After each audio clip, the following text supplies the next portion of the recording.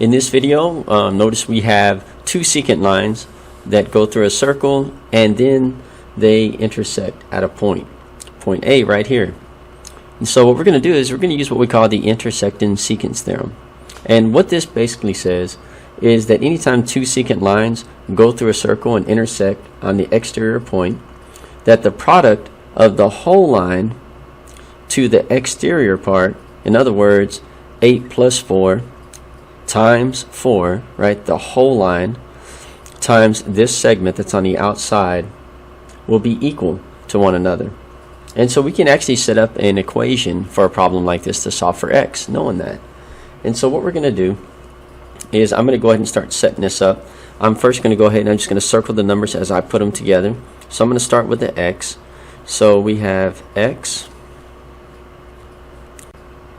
plus this 3 that's right here.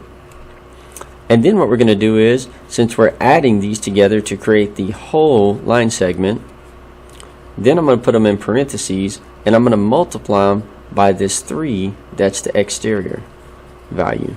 So I'm going to put a 3 there. So notice we have this 3 in two places. We have it being multiplied to the whole, and we have it being added right here to the x, which is this value. Now I'm going to set this equal to this other side. We're going to do the same thing. I'm going to take this exterior value of 4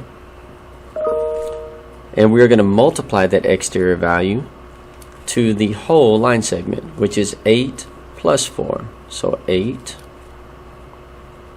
plus this 4. So once again, we're taking these two numbers and adding them together. That's what's going on in the parentheses. And then we're multiplying it by just the exterior portion of that line segment. Same thing down here. We took x plus 3, put it in parentheses, and then we're multiplying it by just the exterior portion.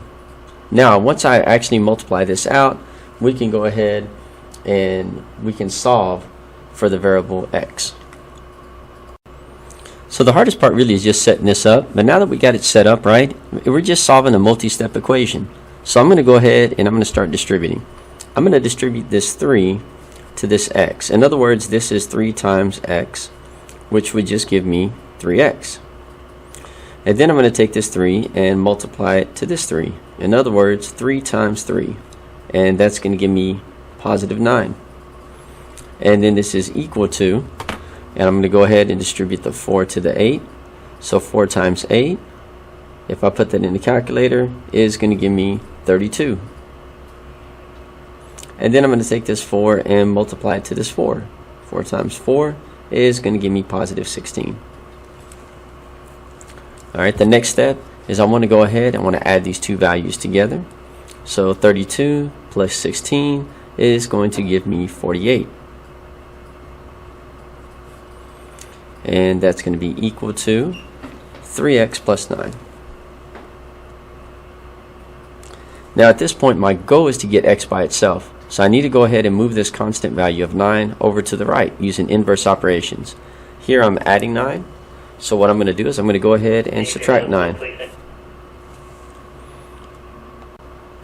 So therefore I'm going to go ahead and subtract it from the right side as well, right? Because we want to keep this equation balanced. Now these zero out, right? 9 minus 9 is 0. And 48 minus 9 is going to leave me with 39.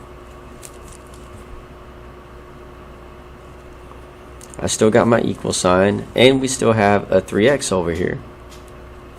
Now the final step is we got to get rid of the 3 in front of the x, because we just want to solve for the value of x. We don't want 3 x's. So I am going to divide out that 3.